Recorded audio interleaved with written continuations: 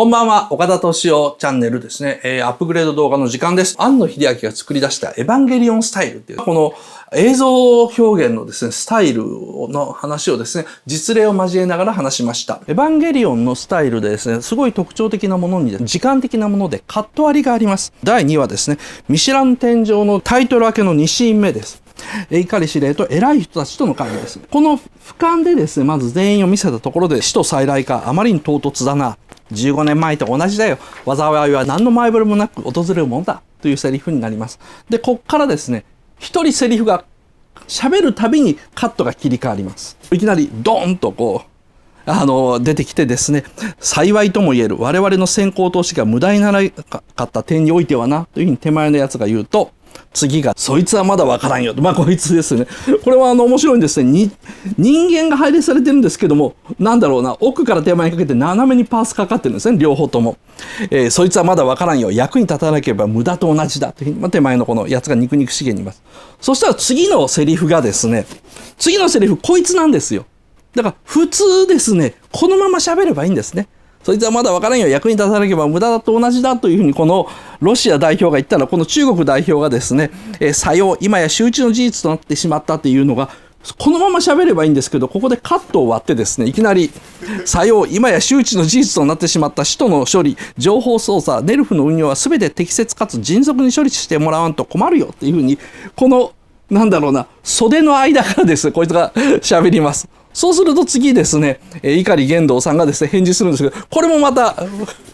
思い切りですね、この隅っこの方でですね、その件に関してはすでに対処済みです。ご安心をというふうに言います。特徴はですね、全員発言ごとにカット割りしていくことですね。一人一言言うごとにカット割られて別カットになって別カットになってっていうのは、なんか本当無駄の極みですよね。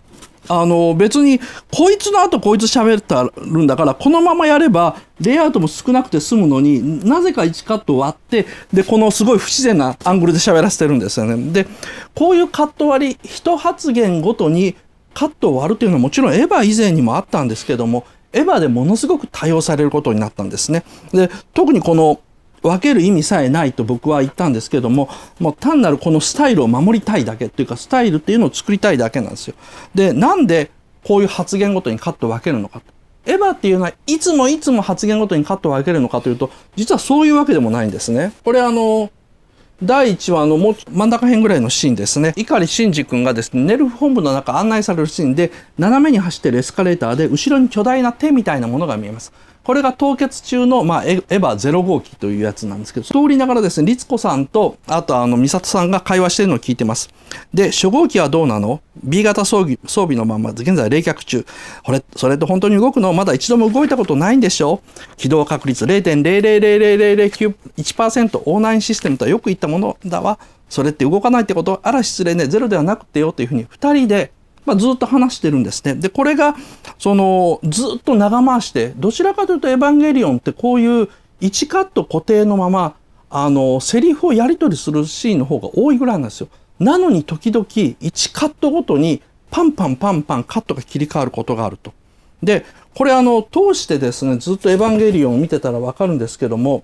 実はですね、エヴァンゲリオンはですね、内容が乏しい場合、よくカットを割る傾向にあるんですね。さっき会議のセリフもですね、思わせぶりなことを言ってるけど、内容自体は実はゼロなんですよね。具体的にこうだって言うんじゃなくて、ちょっと難しそうな言葉を言いながら、嫌味っぽく吊るし上げっぽく言ったらですね、玄道がですね、その件に関してはすでに対処済みですって言ったらですね、全員追記をやめちゃうんですね。だから、本当に実はこのシーンって、一見知能指数が高そうに見えるけども、なんかほら、ヤンキーがよろしくっていうのを漢字で書いたりするじゃないですか。あれと同じで、ヤンキーほど難しい言葉を使いたがるのと同じで、実はそんなにですね、レベルの高いシーンではないんですね、はっきり言っちゃうと。でも、そこのところをですね、なんだろうな、シナリオとか内容の弱さを画面の強さで補うっていうですね、それが僕はエヴァスタイルだと思ってるんですね。岡田敏夫の YouTube を見てくれてありがとうございます。毎晩ですね、だいたい夜の7時ぐらいに新作動画を配信していますので、ぜひぜひチャンネル登録よろしくお願いします。ではではよろしく。